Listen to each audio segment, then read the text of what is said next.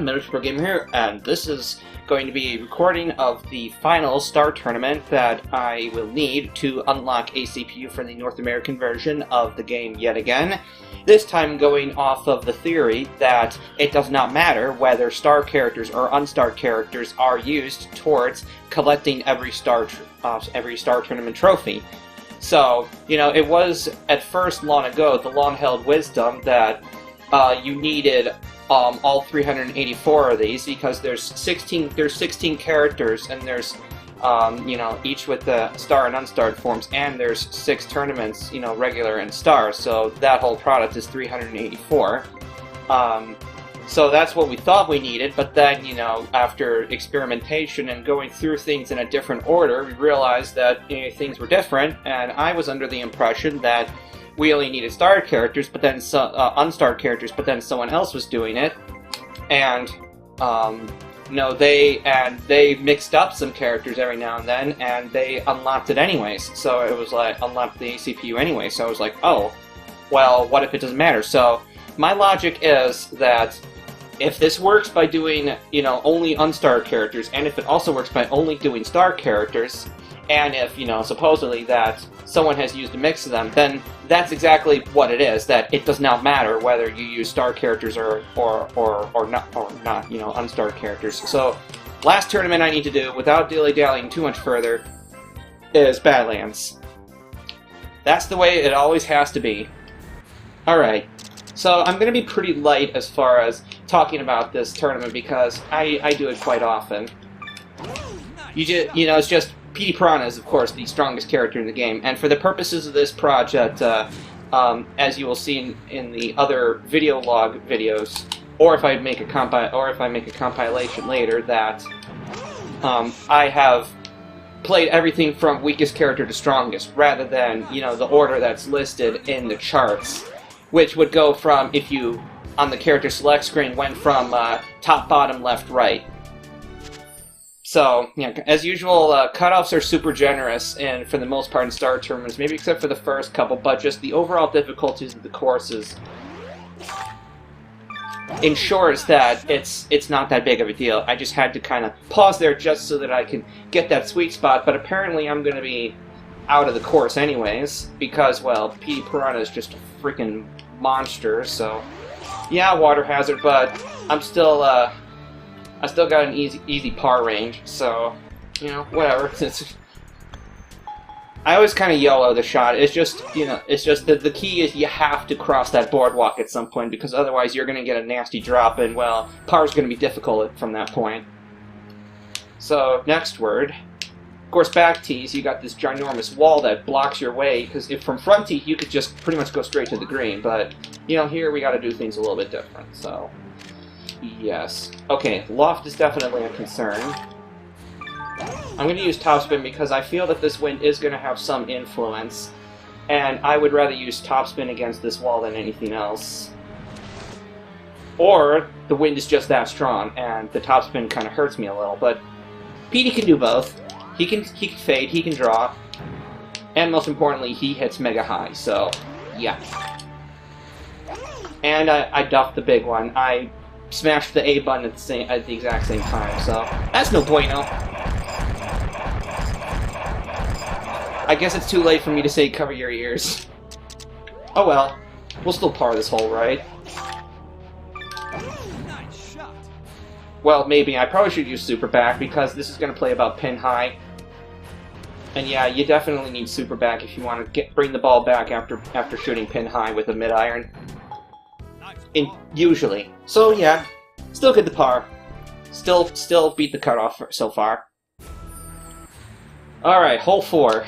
This usually demands a low shot because PD hits so darn high, so what to do? You want to see a Don play.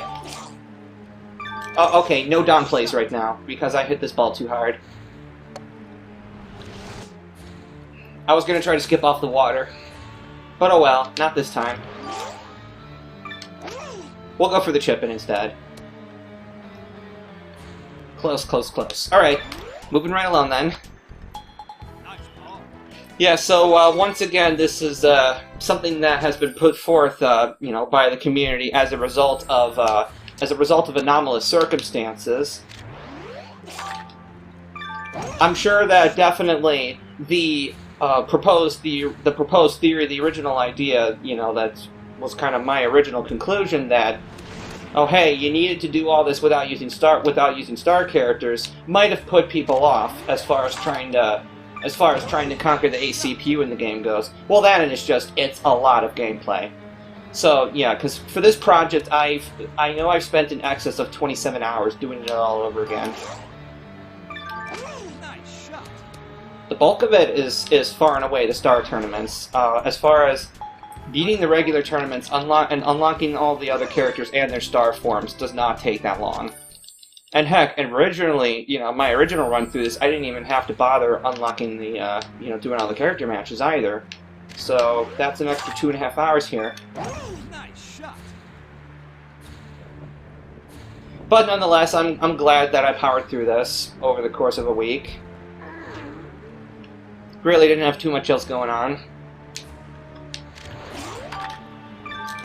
Plus 7% RNG. You never know with these thick grasses, so you always got to be on your toes. Usually, one of the best ways to correct hot ball RNG is to hit a hook. That will cut both carry. That will cut carry significantly.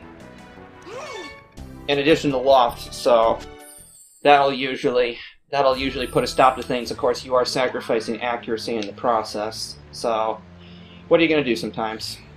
Alright, front flag and rain on hole 7. That's ugly. That is severely ugly. I think the plan is to land somewhere near pin high and spin it back a bunch. I think that's the plan. Yeah. I'm not sure how that's gonna go. Although, I guess once again, you know, my pension, if I overhit at a hook, then maybe it won't turn out so bad. Of course, rain kind of messes up your spin a bit. Multiply by 1.5. Yes! Okay. Doing good. Nice leisurely pace here. Getting it done. Alright. The conditions are just right.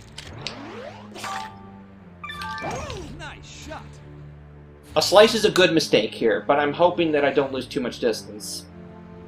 Yeah, slice is the good mistake. It adds loft in general, so that's, of course, in your best interest if you want to scale this volcano here. Now this, I mean, it got a little bit of a tailwind, so you definitely want to be very conservative about distance. In fact, yeah, pitching wedge.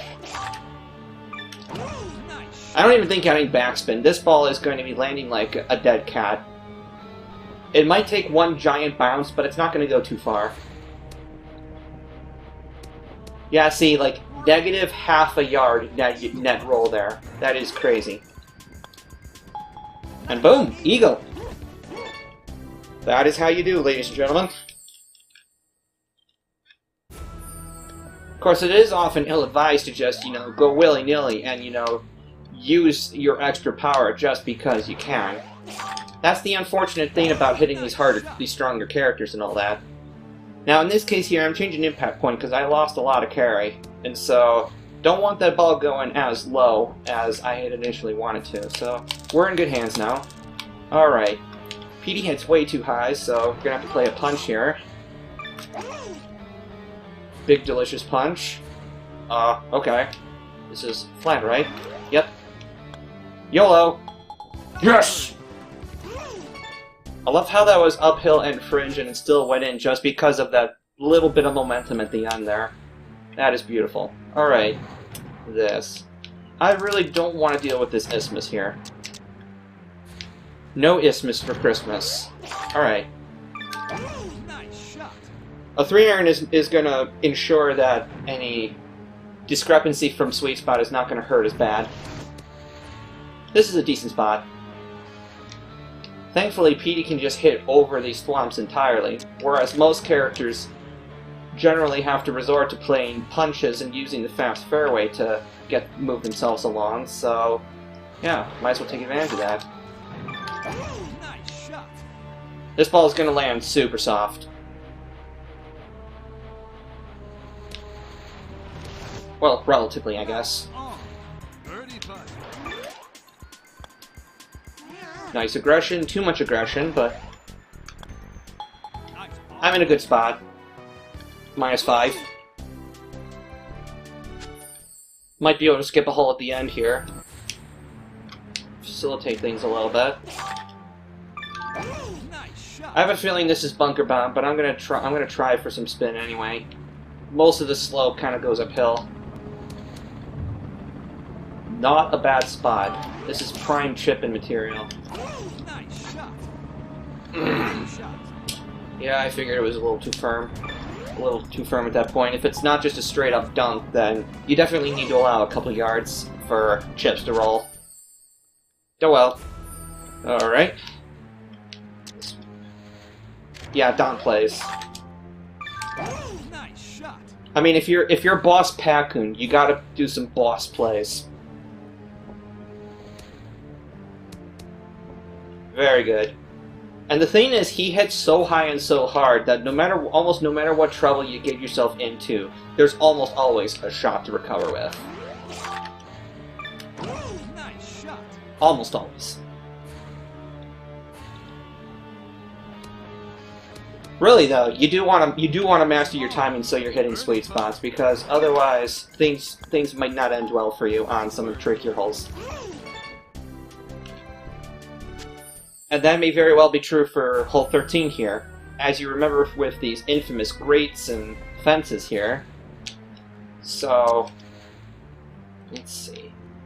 Maybe if I position myself somewhere around here, then I'll only have to deal with one of them, rather than two of them. Nice shot. A slice is a decent mistake here, I think. Really gotta carry the heavy stuff. Otherwise, you have a problem. Do I want this green? I'm at 6 under. This is horrendously sketchy. Nice shot. Well, horrendously sketchy is what I do. That works. Alright. Chipping for eagle. Chip in. Hey, Lamau, dude. Oh, God. Petey has got to be, like, my 3rd or 4th favorite character in this game. Waluigi and Bowser will still reign supreme in my heart, but I would be remiss to tell you that Petey Piranha is not fun to use. I would be remiss. I don't know why I'm playing high, but maybe it will not hurt me. Petey could use some grass anyway. He hits way too high. This oughta set him straight a little here. Oh boy, okay. Big wind, because we're going downhill. Nice shot.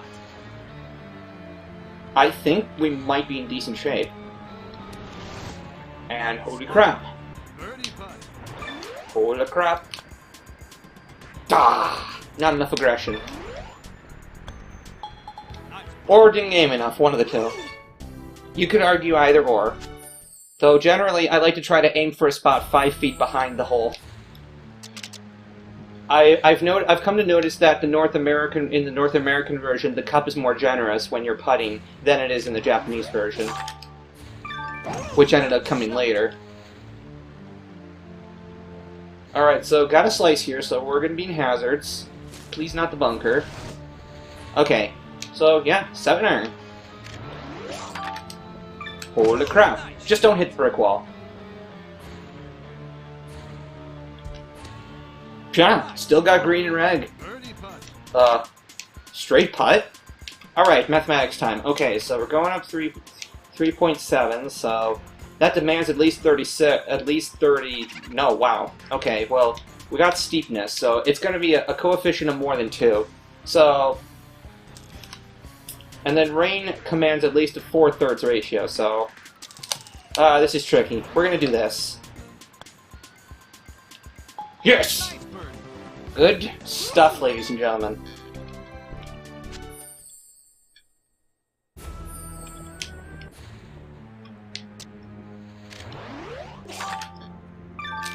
Nice shot. Please carry the Womp. Or his head. No! Squish the eyebrow. Oh well. We can we make it there? Oh. Yeah, we can. Nice shot. That slice is gonna hurt, though. And I really don't want to skip this hole just because I don't want to rely on myself to get a birdie on either one of the final 2 holes because, well, both of those have atrocious designs, so yeah, let's not do that. Nice shot. Even though I am the same guy that said Don plays while shooting, you know, with 0 margin for error on hole 13. So that's the paradox of life, right? We got a super severe slope here in the middle of this green, so yeah, just otherwise a very aggressive bump and run just is almost put to a complete halt there. One thing we can do, even though this hole is so much fun, so now I'm left at even. I'll be left at even par because taking triple par penalty on a par 4 means 12 strokes means plus 8. All right, jolly good. And this is not even a bad flag, all things considered. So yeah, we're just gonna let this sucker go. If this lands on the front of the green, it'll just trickle up a few yards and not be far from the flag. Holy crap, holy crap, holy crap. Alright, moment of truth. Nice birdie. Did I get a CPU? Tune in next time on Dragon Ball Z. Alright, we now return to Dragon Ball Z. Very well done. That's it, ladies and gentlemen. Occam's razor was right again. So yeah, does not matter. Unstar character, star character, go for it. Just all you need to do is beat every star tournament with every character. That's all you gotta do. Of course, to unlock the star tournaments, you gotta beat Bowser Championship first. And in order to get Bowser Championship, you need to beat Peach Invitational, and yeah. So, 102 trophies. 102. You just don't need. You can use star characters now. That's the whole deal here. Hoorah! All right. Well, hope you had fun with this reveal per se. You know, it's I would love to actually stream all this as I'm doing it, but unfortunately there are restrictions. You know, kind of restricted. You know, scheduling is tight. Let me just say that. So, yep.